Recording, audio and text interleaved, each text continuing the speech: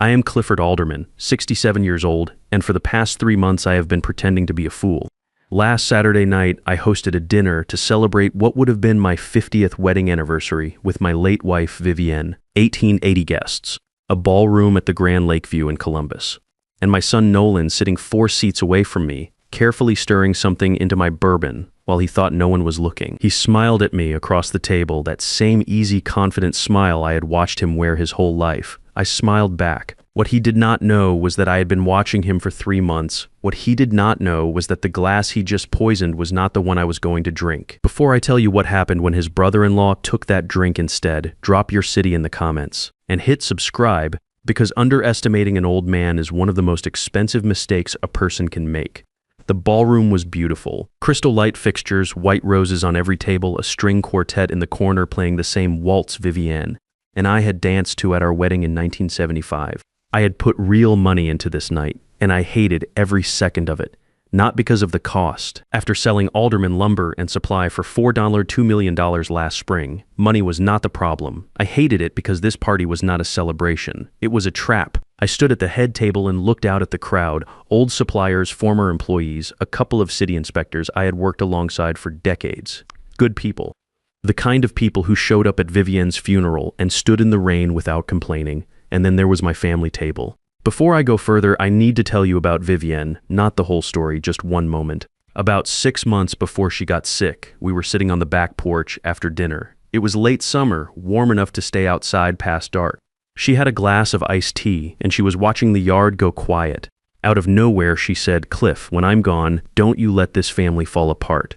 I told her she was talking nonsense. She just looked at me the way she always did when she knew something I didn't yet. "Promise me," she said. I promised her. I thought about that promise a lot over the following 3 months. Some promises cost more than others.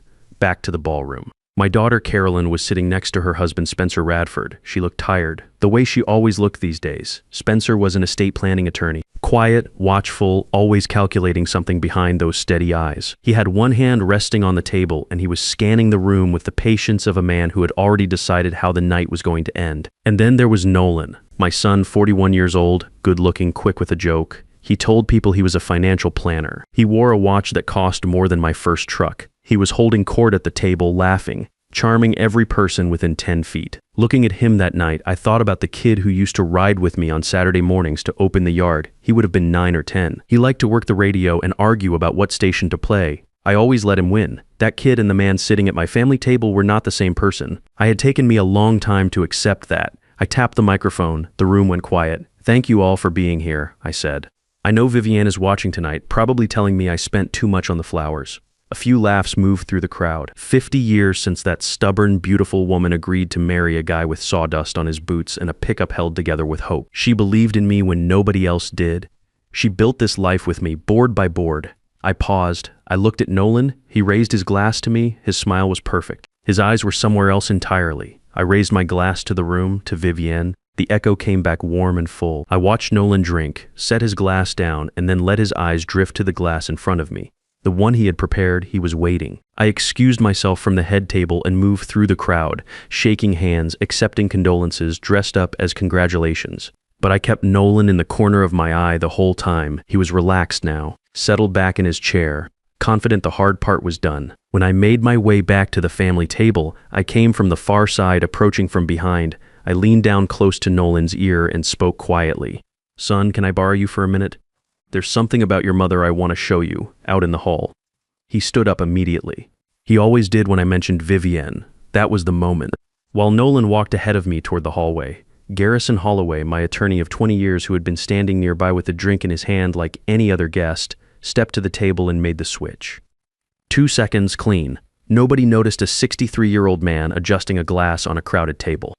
Nolan's brother-in-law, Spencer Radford, the man who had been quietly drafting guardianship papers for the past 2 months, picked up the wrong glass and took a long drink. I steered Nolan back inside a minute later, told him I had just wanted to say how much his mother had loved him. He looked a little uncomfortable. Good. I sat back down. The glass in front of me now was clean and untouched. I raised it to my lips and pretended to drink. Across the table, Nolan watched me, waiting for a stumble. Slurred words, any sign at all. I gave him nothing. Then Spencer made a strange sound. It started as a cough, then his hand went to his throat. His face, which had been flushed from the wine, drained completely white. He grabbed the edge of the table and sent glasses and silverware crashing to the floor. Carolyn screamed his name. Spencer tried to stand, but his legs gave out and he went down hard, his body shaking in long, violent spasms. The ballroom erupted. Someone near the back shouted to call 911. A waiter dropped a full tray. People rushed forward and formed a ring around Spencer, and I could hear Carolyn crying somewhere inside that ring, calling his name over and over. I did not move. I sat in my chair with my hands flat on the table and I watched. Then I looked at Nolan. He was not looking at Spencer, he was staring at me. His face had gone the color of old concrete. His hands were shaking against the tablecloth. And in his eyes I saw something I had never seen there before in 41 years. Fear, not the ordinary kind. The kind that comes when a man realizes the ground under him is not solid anymore. I held his gaze for a moment. Then I looked away, calm as a man watching weather roll in from a distance. The paramedics arrived in 8 minutes. They worked on Spencer right there on the ballroom floor, stabilized him, and loaded him onto a stretcher. Hotel security moved the guests out in groups. The white roses got trampled, the string quartet packed up in silence. By 10 o'clock, the beautiful room was empty except for staff and police tape near the family table. I rode to the hospital with Garrison behind the wheel. It worked, I said quietly. Garrison nodded. He did not say anything else. There was nothing to celebrate. We had just watched a man go down on a ballroom floor. The fact that he had been working to destroy me did not make the image easy to sit with. The ER at Riverside was all fluorescent lights and disinfectant and the steady beeping of machines. Nolan was pacing the waiting area when I arrived. Carolyn was in a plastic chair with her face buried in her hands, still in her dinner dress, her shoulders shaking. I sat down next to her and put my hand on her back. She looked up at me. Her mascara had run and her eyes were red and swollen. She looked like the little girl who used to fall asleep on the couch waiting for me to come home from the yard. "Dad," she whispered, "what happened to him? He was fine, and then he just—" "I know," I said. "I know, sweetheart." Nolan stopped pacing and looked at me. His voice was tight and controlled. "You were right there at the table. Did you see anything? Did you see anyone near his drink?" I rubbed the back of my neck and shook my head slowly. "Nolan, I'm an old man. I had a long night. I don't notice much these days." He stared at me for a long moment. I could see him working through it, going back over every detail, trying to find the place where the plan had come apart. He had put the drug in my glass. He had watched me at that table, so why was I standing here sharp and steady while his brother-in-law was in a trauma bay down the hall? The answer was standing 10 feet away, pretending to read a pamphlet about flu season. I patted Nolan on the arm. "Get some rest, son. You look like you've seen a ghost." A doctor came out about 40 minutes later. Young woman, tired eyes, clipboard. Spencer was stable, stomach pumped, blood work back. She said the word flunitrazepam, and I watched Carolyn's face go blank trying to place it. The doctor said the other name, Ruhypnol, date rape drug. In the concentration found in Spencer's blood, it could cause seizures, severe disorientation, complete memory loss. She said she was required by law to report it to police. This was not an accident. This was deliberate poisoning. Carolyn covered her mouth with both hands. Nolan said all the right things. Shock, full cooperation. Whatever the detectives need, we are here. His voice was steady. His hands were not. 2 detectives arrived within the hour. They interviewed each of us separately in a small consultation room off the main waiting area. When it was my turn, I sat down across from Detective Hartwell and rubbed my eyes like a man who had been awake too long. She asked what I had observed at the party. I sighed. "Not much, I'm afraid. My memory isn't what it used to be. I was greeting guests, making small talk. Spencer was at the table when I got back. A few minutes later, he collapsed. She asked if I had seen anyone near his drink. I shook my head. "I'm sorry, detective. I just don't remember." She studied me for a long moment without speaking. Then she wrote something on her notepad and thanked me for my time. In the hallway outside, Nolan was waiting. He stepped close. His voice dropped low enough that only I could hear it. "You were sitting right there, old man. You saw something. I know you did." I looked at him steadily. "Son, I told the detective everything I know." He held my eyes for a long moment, then he stepped back. Something behind his face was shifting, rearranging itself, getting ready for the next move. I had seen that look before. I had been watching it for 3 months. I said goodnight and walked to where Garrison was parked at the curb. Neither of us spoke on the drive to the hotel. I sat in the dark of my room until past 2 in the morning, looking out at the city lights and thinking about a kid on a Saturday morning fighting over the radio, and how long a road it was from there to here. Let me tell you how I got here, because none of this started at the ballroom. It started 9 months ago, right after the sale of Alderman Lumber and Supply closed. 38 years. That company was built from a single flatbed truck and a line of credit I had no business qualifying for. Vivienne kept the books for the first 6 years at the kitchen table after the kids went to bed. By the time I sold it, we had 4 locations, 61 employees, and contracts with 3 of the largest commercial builders in Central Ohio. The buyer was a national supply chain group out of Atlanta. They paid $4.2 million, and I signed the papers on a Tuesday morning and drove home and sat in the driveway for about 20 minutes before I went inside.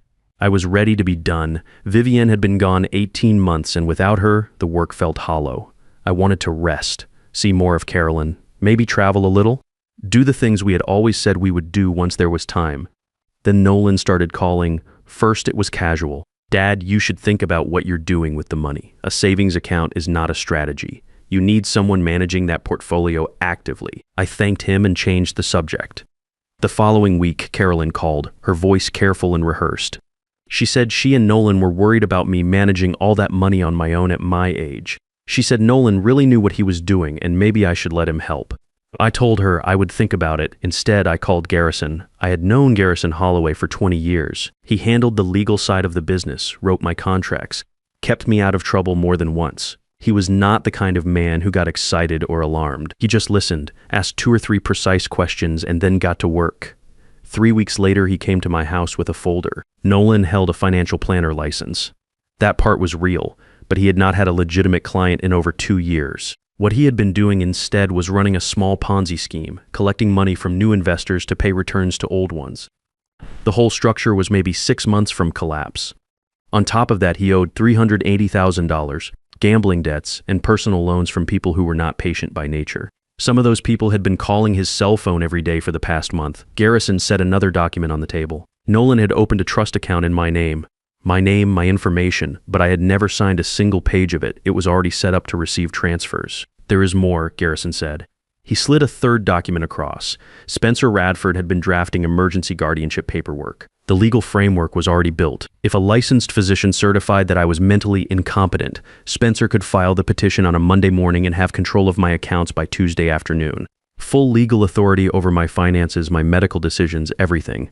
I sat back in my chair and looked at the ceiling for a moment. And, Carolyn, I asked. Garrison was quiet for a second. I don't believe she knows the full picture.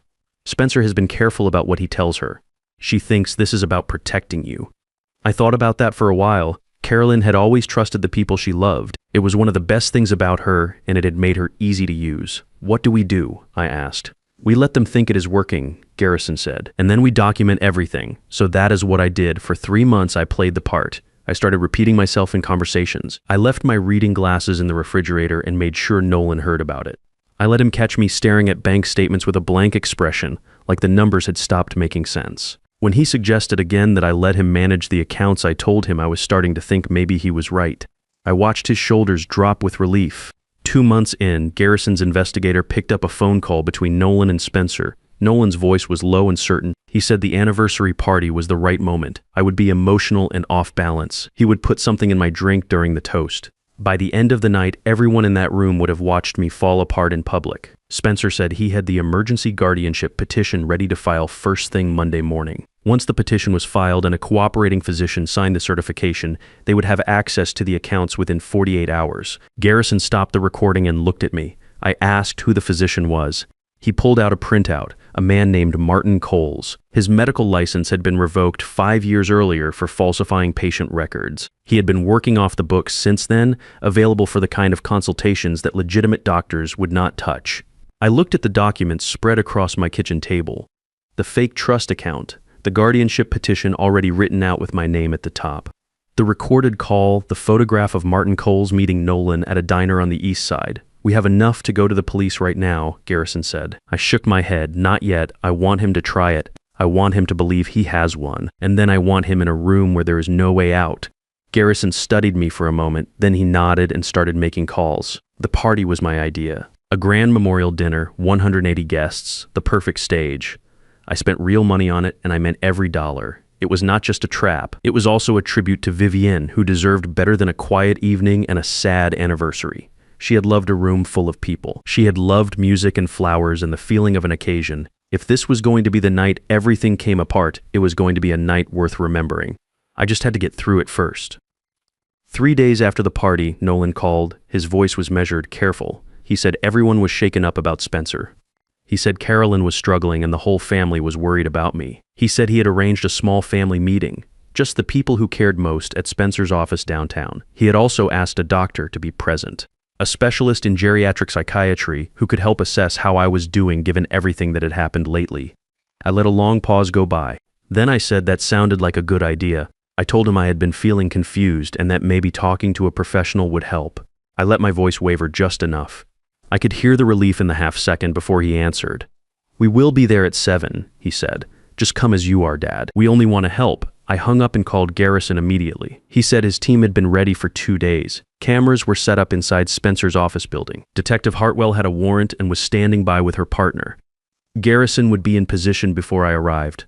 I put on a plain shirt and drove myself downtown. I walked into Spencer's office at 7 minutes past 7, moving slowly, looking around the reception area like a man trying to remember where he was supposed to be. Nolan met me at the door and guided me by the elbow into the main conference room. Carolyn was already seated, her hands folded tight in her lap. Spencer sat at the head of the table, still pale from the hospital but composed. Next to him was a man I did not recognize at first glance. Silver hair, bow tie, the practiced calm of someone who had done this kind of meeting many times before. Nolan introduced him as Dr. Richard Hartley, a specialist brought in by the family. His real name was Martin Coles. Garrison had confirmed it that morning. Martin Coles extended his hand and told me the family was very concerned and had asked him to have a simple conversation to see how I was getting along. I shook his hand and looked around the room with wide, uncertain eyes. "I don't understand," I said quietly. "Carolyn, what is happening?" "Who is this man?" Carolyn started to cry. She told me it was okay. She said everyone was there because they loved me and wanted to make sure I was safe. Nolan guided me to a chair at the table like I was made of glass. He told me to sit down and that everything was going to be fine. Cole sat across from me and spoke in a smooth, rehearsed voice about the concerns the family had shared with him. Confusion, memory lapses. Difficulty managing complex financial affairs. He said denial was often the first sign of a deeper problem, and that the people in this room only wanted to get me the care I needed. Then Spencer opened a folder on the table and slid it toward me. Power of attorney, guardianship consent forms, an admission application for a private psychiatric facility in northern Ohio. "We just need your signature on a few pages," Spencer said. "Once this is in place, Nolan and I can take the stress of managing your finances completely off your plate. You will not have to worry about any of it." I looked at the papers, I looked at Nolan, I looked at Carolyn, who was still crying softly and watching me with eyes full of a guilt she did not yet fully understand. Then I looked back at Nolan and spoke in a voice that had not wavered once in 38 years of running a business. "Nolan, this is your mother's money too. Are you sure about this?" His jaw tightened just slightly. "Mom is gone, Dad. This is family money. You just need to sign. It is the right thing for everyone." "The right thing," I repeated. I nodded slowly. I set my hands flat on the table. And then I raised my head and spoke clearly. "Garrison, did you get all of that?" The side door of the conference room opened. Garrison walked in holding a tablet with a lit screen. Behind him came a man with a professional video camera, the red recording light on and steady. Behind the cameraman came Detective Hartwell and her partner, both in plain clothes, both with their badges out. Nolan shot to his feet. His chair scraped hard against the floor. "What is this? What is going on? This?" Garrison said calmly, "is a recording of you and your associate attempting to fraudulently commit a mentally competent adult to a psychiatric facility. It is also a recording of a conspiracy to obtain his assets through falsified legal documents and a fraudulent medical evaluation." Nolan turned to me. For one full second, there was nothing on his face but raw disbelief. Not anger, not calculation, just the look of a man who cannot locate the moment where everything stopped going his way. "Dad," he said. His voice had lost all its steadiness. "You cannot do this." I looked at my son and I did not look away. "You did this," I said. "I just made sure there were witnesses." Detective Hartwell stepped forward and identified herself. She told Nolan he was under arrest for conspiracy to commit elder abuse, fraud, and assault with a controlled substance. Her partner moved toward Martin Coles. Nolan did not resist. He stood there while Hartwell put the handcuffs on, his eyes fixed on the floor, and he looked smaller than I had ever seen him look in his life. Then Carolyn found her voice. She pushed back from the table and grabbed Nolan's arm. She told him to say something, to tell them it was a mistake, to tell them he had not done any of this. He turned his head away from her. His voice came out cold and flat. "If you had just gotten him to hand over the accounts 3 months ago like I asked you to, none of this would be happening." Carolyn let go of his arm and took one step back. She looked at her brother like she was seeing someone she had never met before. Garrison walked to the TV mounted on the conference room wall and connected his tablet. The screen came to life. Security footage from Spencer's home office recorded 3 weeks earlier. Spencer on the phone, relaxed, laughing. He said Carolyn had no idea what was actually being planned. He said once the money transferred, he would give her a settlement and leave the country. He said she would be fine. The footage ended. The room was completely silent. Carolyn stood in the middle of that silence with her arms at her sides and her face very still. And I watched my daughter understand all at once exactly what her life had actually been for the past several years. I walked over to my daughter and put my arm around her shoulders. She did not move at first. She just stood there staring at the blank screen. Then something gave way inside her, and she turned into me and held on. And I held her back while the detectives finished their work around us. They took Nolan and Martin Coles out through the lobby. Spencer was still recovering at Riverside and would be formally arrested the following morning when he was discharged. Garrison packed up his equipment quietly and gave me a nod on his way out. By 9 o'clock, it was just Carolyn and me in that conference room, sitting side by side at the table where her husband had laid out the papers he wanted me to sign. We sat there for a long time without saying much. She asked me how long I had known. I told her about 9 months from the first time Garrison came to my house with the folder. She asked why I had not told her sooner. I said I was not certain how much she knew. I said I needed to be sure before I said anything that could not be unsaid. She nodded slowly. She was not angry. She was just exhausted in the way people get when they have been carrying something heavy for a long time without realizing it. Around midnight, a nurse called from Riverside. Spencer had asked to see Carolyn. She looked at me and I told her she did not have to go if she was not ready. She said she needed to hear it from him directly. I drove her to the hospital and waited in the lobby while she went in. She was in there for about 25 minutes. When she came back out, she was dry-eyed and very quiet. She did not tell me what he said and I did not ask. On the drive home, she looked out the passenger window for a long time. Then she said, "I knew something was wrong. Not about the money, not about any of the specifics. But I knew something was wrong and I told myself I was imagining it. I kept my eyes on the road." "That is how it works," I said. "They count on you talking yourself out of what you already know." She moved back into her old room for a while after that. We did not talk much at first. The house was quiet in a different way than it had been since Vivienne died. Not the quiet of absence, but the quiet of two people figuring out what came next. Slowly things shifted. Carolyn started picking up her design clients again. She went back to running in the mornings. Real laughs started replacing the careful, measured ones she had been giving for years. The trials came 6 months later. Nolan received 10 years for conspiracy to commit elder abuse, fraud, and assault with a controlled substance. Spencer received 7 years for conspiracy and guardianship fraud. Martin Coles took a plea deal, 3 years in exchange for full testimony against both men. I was in the courtroom for every verdict. I watched Nolan's face when the foreman said guilty. He looked at me as the officers moved him toward the door. I did not look away and I did not look satisfied. There was no satisfaction in it. That was my son. I had taught him to drive in the parking lot of the original yard on Morse Road. I had watched him graduate. I had kept a photo of him in my wallet for 41 years. None of that disappears just because a man turns out to be someone other than who you raised him to be. It just becomes a different kind of weight. What I felt was closer to done after 9 months of watching and waiting and holding the whole thing together alone. It was simply done. Garrison and I started talking about what to do with the money about a month after the verdicts. $4.2 million sitting in accounts felt different than it used to. Not tainted exactly, but heavy. Like it was waiting to be pointed at something that mattered. We incorporated the Alderman Foundation the following spring, legal defense, private investigation services, and a hotline for elderly people who believed they were being targeted by family members or people close to them. The calls started coming in almost immediately. A man in Indiana whose son had been forging his signature on transfer documents. A woman in Kentucky whose caregiver had been slowly draining her checking account for 18 months. A retired couple in Michigan whose nephew had already taken $140,000 and was back asking for more. We helped them all. Carolyn joined the foundation 4 months after it opened. She started by answering phones and ended up running victim services. She is good at it in a way that took me a while to understand. She knows how these situations feel from the inside. She knows how a person can love someone and still miss what that someone is doing to them. She sits with families and tells them her own story and shows them that there is a way through. Last week, a young man named Fletcher came into my office. He was maybe 27, nervous, holding a folder against his chest. He said his grandfather was being taken advantage of by someone the family had trusted for years. He said the family lawyer told them there was nothing to be done. He said he had heard about the foundation and did not know where else to go. I looked at this young man who had driven across town on a weekday afternoon because he loved his grandfather enough to fight for him. I thought about Nolan. I thought about Carolyn. I thought about Vivienne on the back porch telling me not to let this family fall apart.